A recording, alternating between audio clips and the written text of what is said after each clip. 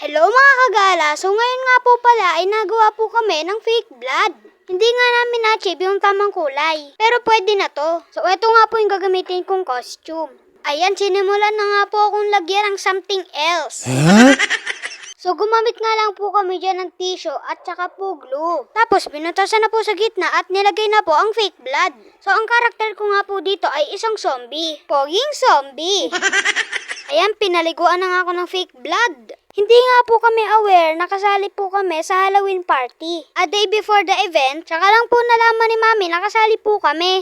So hindi po kami nakapag-provide ng costume. Kaya sabi ko po kay Mami, mag-zombie na lang ako para madali. Kaya naman shoutout po kay EJ Andrade Sheila. Thank you po ulit sa pag-sponsor. Buti na lang hindi marunong mag-makeup si Mami. Ang zombie lang ang alam.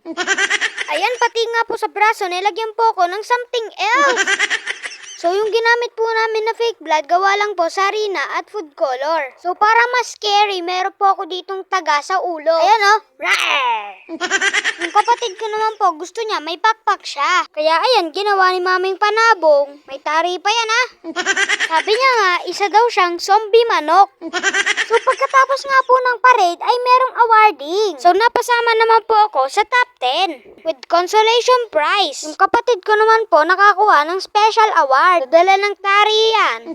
Ito naman po yung aswang na mumu. Siya po yung second. Nag-games nga po kami dyan ng stop dance. At habang masaya po ang dancing ladies, may umaaswang naman po sa mga candies. Charot! Salamat po sa panonood. Bye!